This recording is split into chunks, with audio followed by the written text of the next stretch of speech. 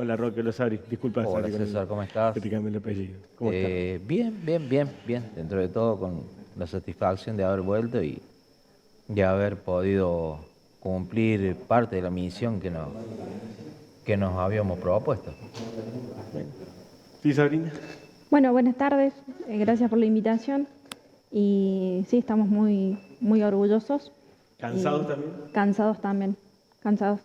Orgullosos y con la frente alta de haber podido, de haber sido ayuda a este país que sufrió esta gran catástrofe. Esta gran catástrofe.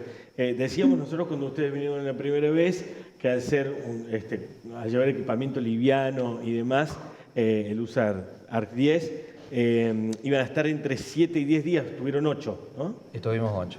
8 allá días estuvimos. en Venezuela. Y en la previa, a salir al aire ahora, me estaban comentando que lo que uno puede percibir a través de las redes sociales, a través de la información, de los canales de televisión o de las redes mismas, no es nada que ver a estar ahí, obviamente, ¿no? De manera presencial. ¿Cómo fue esa llegada a Venezuela? ¿Fue muy duro el impacto o ya estaban psicológicamente preparados para ver eso y ponerse a trabajar? Bueno, digamos que nosotros ya sabíamos a lo que íbamos y con lo que nos íbamos a enfrentar. Pero desde la misma llegada al aeropuerto ya nos dimos cuenta de que ya en ese momento estábamos en la zona de desastre, porque hasta el mismo aeropuerto había sido afectado. Los ingresos al aeropuerto no eran los normales, no nos manejábamos por los lugares habituales del aeropuerto, sino que nos manejábamos por lugares que habían sido reacondicionados para que nos pudiéramos manejar. Cuando nosotros llegamos a Venezuela no nos encontramos con civiles que estuvieron tomando vuelo, nos encontrábamos con brigadas que estaban siendo relevadas. Por darte un ejemplo, cuando nosotros llegamos ahí nos encontramos con la brigada de Estados Unidos. De Florida, la USAR de Florida. La USAR de Florida, que ellos estaban haciendo su recambio también.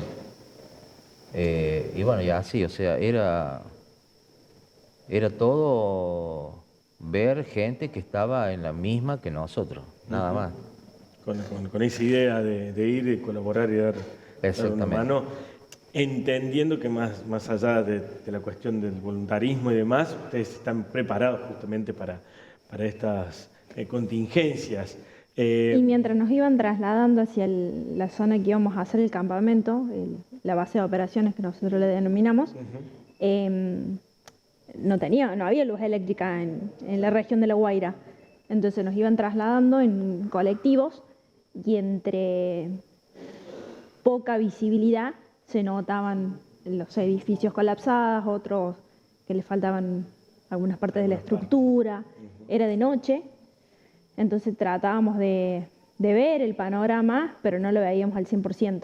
Gente durmiendo en la calle, Gente durmiendo en la calle, mucho. Claro. No tiene más dónde pernotar, no tiene dónde vivir. Claro. No tiene dónde vivir. Otra cosa que nos impactó también, que desde los que nos atendían cuando llegamos al aeropuerto, como te decía recién, percibir esa tristeza permanente, el hablar, o sea, sabiendo de que tiene que estar ahí porque tiene que cumplir una misión, pero sabe que tienen una procesión por dentro, porque vos te dabas cuenta de la tristeza que tenía esa gente. Es llegar a un lugar donde la gente ha perdido familiares directos, amigos, y después las cosas materiales también, ¿no? Los recuerdos, qué sé yo, absolutamente todo. Con eso es lo más duro de encontrarse con esa tristeza. ¿Cómo haces para darle una palabra de aliento o algo a gente que está sinceramente con su cabeza en otro lado, ¿no? Y su corazón en otro lado? Sí. Recién decían ustedes, también hablando en la previa, que uno puede visibilizar esta situación en las redes sociales, pero no siente, por ejemplo, en las imágenes no se sienten los olores, es un olor muy fuerte, ¿no? Recién coméntenme un poquito o cuéntenle a la gente cómo se preparaban para eso, porque lamentablemente hay mucha gente fallecida, hay polvo en suspensión, y es todo muy contaminante, ¿no? Sí, totalmente. Como para que se den una idea, nuestra base de operaciones, el campamento, tiene sectores de los cuales uno se tiene que descontaminar por completo, desde el casco hasta las borceguíes. Si bien es como que a los días después el ejército argentino nos ayudó un poquito y hacíamos todo en la misma descontaminación antes de ingresar a lo que era una cancha de fútbol, a donde estábamos. Sí, estábamos dentro de un predio de una cancha como cualquiera, pero estaba dividida en sectores donde había otras brigadas.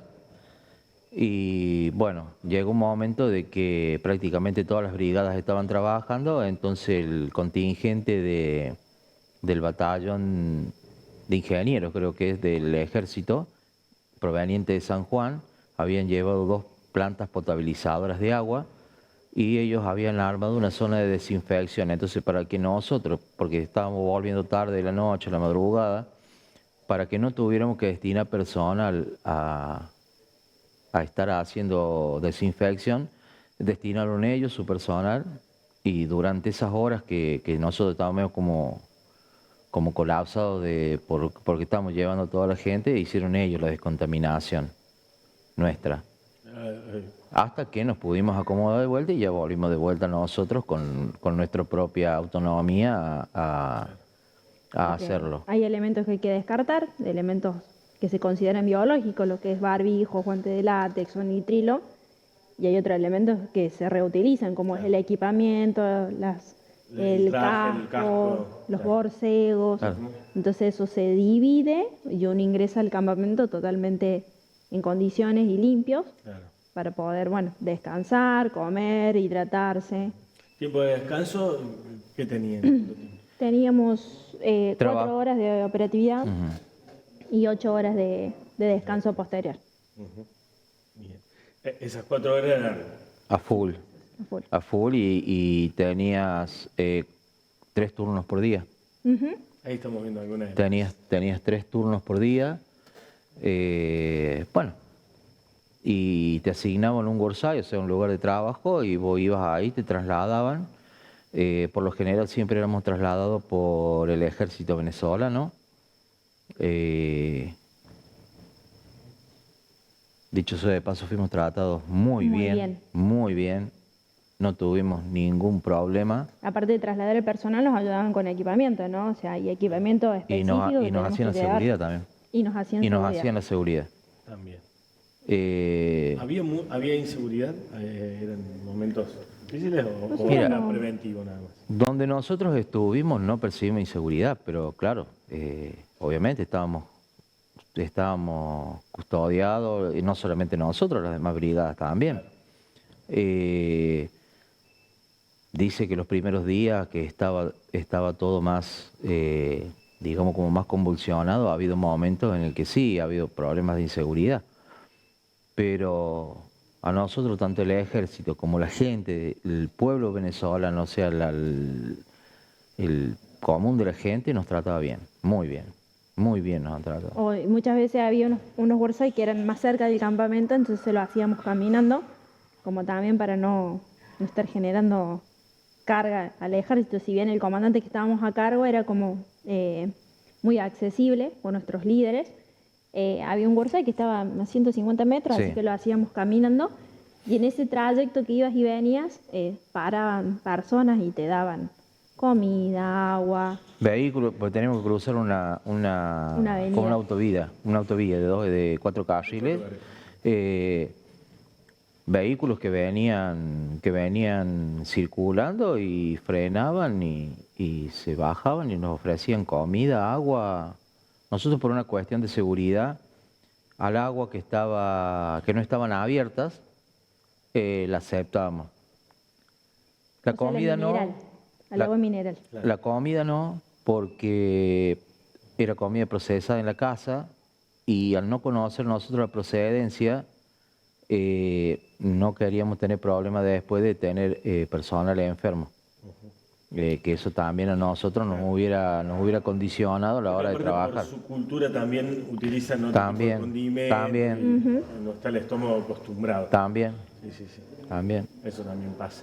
En lo particular, ¿les ha tocado alguna situación así, para decir, mira, a mí me tocó esto, que no me lo imaginaba, no lo pensaba? Bueno, tuvimos una intervención donde bomberos de Caracas nos piden la colaboración para ir a un lugar de trabajo donde ellos estaban tratando de rescatar a una compañera misma de ellos, que había sido víctima. Hacía 3 días. 3 días. 3 días que estaban trabajando ellos ahí. Bueno, fuimos nosotros, empezamos a trabajar. Tuvimos la suerte, y yo soy creyente y tengo la firme posición de que el cura Brochero nos ha estado acompañando en todo como es, porque nos pasaron cosas que decíamos nosotros, bueno, hay que creer, porque pudimos en 3 horas, ¿habrán sido? Sí. 3 horas. Sí, fue rápido. Pudimos liberar a la chica y les ayudamos a sus compañeros o sea, que la pudieran sacar y llevarla y velarla y bueno, y a la familia esa. Y en ese mismo momento le piden a uno de los bomberos que estaban ahí que nos acompañara hacia una zona segura donde nos iban a ir a buscar. Y él bajó con nosotros. No hablaba, este chico estaba parco, no hablaba.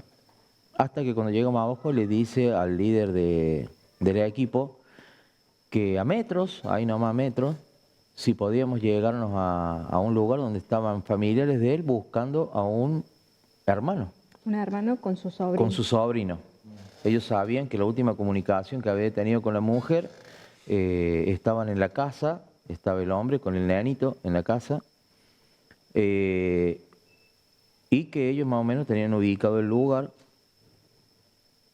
Así que, bueno, fueron los 2 líderes a hacer el análisis del lugar. Cuando bajaron nos comunicaron de que estaba bastante inseguro para trabajar y que íbamos a intervenir, pero que teníamos que tomar todas las medidas de seguridad posibles. Así que pedimos el equipamiento necesario que nos hacía falta para ese momento. Empezamos a trabajar. Cuando subimos arriba nos encontramos de que esta gente, a su parecer, obviamente gente civiles que uno entendía la situación, habían hecho huecos para tratar de acceder a las víctimas, pero sin tomar ninguna medida o técnica o táctica o estrategia posible para llegar a ello, lo que tornaba todavía más difícil, porque al ir descalzando todo, Corría el riesgo de derrumbe. Corría el riesgo de derrumbe. Bueno, nosotros fuimos, entramos, tratamos de ver cuál era la mejor manera segura. Empezamos a medir y a hacer cálculos y ver cómo podíamos hacer. Por eso digo que hay que tener fe, porque hicimos las medidas necesarias y empezamos a trabajar y abrimos un butrón. Butrón le llamamos nosotros a los ingresos que hacemos en las paredes o para bajar o para subir. ¿Como buraco? Puede ser, le puedes llamar buraco. Nosotros le decimos butrón. Hicimos un butrón exactamente sobre la víctima. Y después nosotros medíamos que si nosotros nos hubiéramos desplazado 20 o 30 centímetros a la derecha, o nos hubiéramos quedado cortos 20 o 30 centímetros, hubiéramos tardado un día o más para encontrarlo, porque había 2 vigas de casi 1 metro de ancho, y hacían ángulos. Y había quedado justo en el ángulo de las vigas, había quedado el cuerpo. y bueno, lo pudimos liberar y entregárselo porque nosotros no retirábamos, nosotros hacíamos liberábamos, Solamente liberar. liberábamos y venía lo que para nosotros sería la policía judicial, Claro. venían ellos y retiraban los cuerpos y se los llevaban. Y en un momento el chico manifestó de que él había perdido toda la familia. No solamente ese, sino que había perdido toda la familia en el terremoto. Y estaba trabajando. Estaba trabajando. Y estaba trabajando. Qué bárbaro.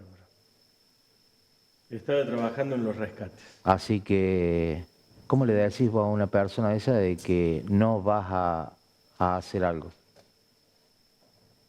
Imposible. No, tenés que trabajar sí o sí. Sí o sí tenés que trabajar. Imposible. Después contabas también, bueno, que ayer, no recuerdo quién te había preguntado, creo que el intendente te había preguntado Que nos había impactado, qué había sí. impactado más y contanos un poquito qué fue eso, porque esa historia también está, porque me hace pensar esto de también, ¿no? El tema de la empatía o de poner todo el servicio de todo, pero muchas veces, Sí, de lo bueno y lo malo, Lo que, bueno y lo sacan, malo, digamos. que sacan este tipo de situaciones. ¿cómo fue esto en particular? Contanos. Sí, fue en el último Worksite que estuvimos, que íbamos en colaboración y a hacer la seguridad de la brigada, una brigada hermana que tenemos nosotros, que está en Santa Fe, la AR-15. Ellos ya hacía 3 días que estaban trabajando, 3 o 4 días estaban trabajando ahí ellos en ese lugar, en un edificio que se había derrumbado. Y estaban trabajando con maquinaria pesada y ellos se dedicaban a hacer las búsquedas y recuperaciones. Trabajaban en la máquina pesada y ellos ingresaban cuando había espacios para ingresos y búsqueda. Para acceder a ese lugar ingresamos por una calle improvisada que se había hecho entre medio de los escombros y nosotros habíamos notado de que había un hombre que estaba sentado al costado y siempre estaba ahí sentado en el mismo lugar. Como todo argentino somos curiosos y empezamos a preguntar por qué este hombre estaba ahí. Y nos dijeron la gente de ahí del lugar de que estaba cuidando a su hermano. ¿Cómo cuidando a su hermano? Sí, se está cuidando a su hermano que está muerto ahí. Pero ¿y saben bien que este hombre? Sí, dice. Si ustedes se fijan, dice, y van y miran de cerquita, debajo de los escombros, se ve la pierna que está colgando, dice, hacia afuera. Él sabe que está el hermano ahí. Pero ¿y por qué no traemos la máquina que está allá y empezamos a sacar los escombros de arriba? Porque había toneladas de escombros arriba. Y los sacamos. No, dice, no podemos. Pero ¿cómo no se puede si la máquina está a 50 metros? Está al lado, está a 50 metros. No, dice, porque esto es privado, o sea, era una vivienda, era una cosa. Dice, lo que ha caído sobre la vivienda es parte del edificio que está derrumbado atrás, pero la máquina que está trabajando en el edificio la paga el dueño del hotel. Dice, la máquina no va a venir. Dice Y bueno, así como vos nos estás mirando a nosotros, así nos quedamos nosotros mirando. A mí lo que me impactó en ese worksite, que se trabajó día y medio, en horas de la noche, dentro del worksite apareció como si alguien le hubiese colocado una cruz. Sí. Y se derrumbó, se penetró, se sacó, y durante todo el día y el otro día siguiente, la cruz quedó intacta en ese lugar. Ay, cuántas cosas, ¿no? Cuántas... uno entra a darle valor a un montón de acontecimientos micro, chiquitos que van pasando, o las toma como señales, porque prácticamente lo son. Señales importantes ante una situación tan triste y con personas que han quedado en un estado de tanta vulnerabilidad, ¿no? Realmente ha sido más que loable este trabajo. Nuevamente nosotros que lo hemos seguido, que el Dani estaba compartiendo, Aleto, con nosotros la información, porque también decidimos intentar no molestarlos, obviamente, de no ser nosotros una molestia con ustedes y en la medida de lo posible que ustedes nos fueran compartiendo como lo fueron haciendo al comienzo del viaje y demás, nosotros fuimos comunicándolo también aquí en el canal.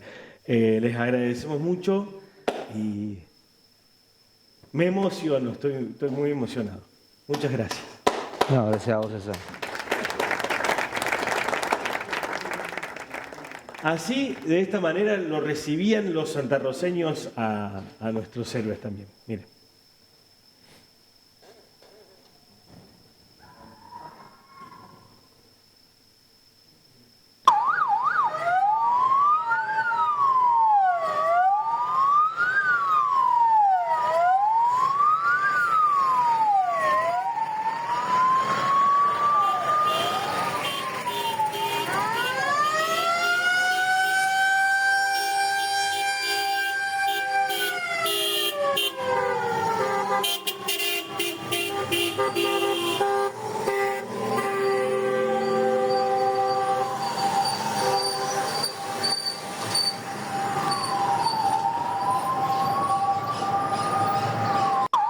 Nuevamente el aplauso de parte nuestra. Muchas gracias por compartir esta experiencia que suman a su currículum, pero más que eso, a sus propias vidas. Sí, nosotros también queremos agradecer, yo en mi caso quiero agradecer a un montón de gente que nos mandaban mensajes de aliento. Si bien por ahí no les hemos podido contestar a todos, porque tampoco el internet que teníamos era muy bueno, pero cuando los podíamos leer y que teníamos la posibilidad de ver y leer los mensajes, han llegado mensajes muy lindos de mucha gente del pueblo, gente que nos conoce y bueno, queríamos agradecer eso. Sí, totalmente a la familia, que es... Sí, obviamente. siempre está. Obviamente la A ustedes, familia. Al cuartel de bomberos local, de Matorrales, de La Puerta, al ejército argentino, la Armada Argentina, que fue la encargada de llevarnos Sí. la verdad que son unos profesionales total. Y a todas las personas que de una u otra manera nos conocen y saben de esta profesión que amamos. Inclusive hemos cosechado amigos allá, militares, gente que trabajaba en la logística. Le venía contando a Sabrina que anoche cuando me iba a acostar, me empezaron a entrar mensajes de un sargento mayor que estaba ahí a cargo de las brigadas que estaban para custodiarnos a nosotros. Y bueno, un mensaje muy, muy emotivo donde agradecía y me pedía que lo hiciera extensivo a los demás chicos por haber ayudado a su país y que supiéramos que de por vida nosotros íbamos a tener gente que a nosotros nos iba a recordar allá y que cuando fuéramos íbamos a tener siempre un amigo.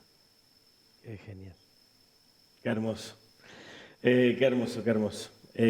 Aprovechamos, saludamos a Mariné también. ¿Estuvieron con ella? Sí, Sí. sí, Mariné no pudo venir por cuestiones de que ella hoy estaba de guardia, Estaba trabajando. o sea que ella llegó y pasó, pobre, a trabajar directamente. Muy bien, le mandamos un beso también y todo esto que dijimos es para ella también.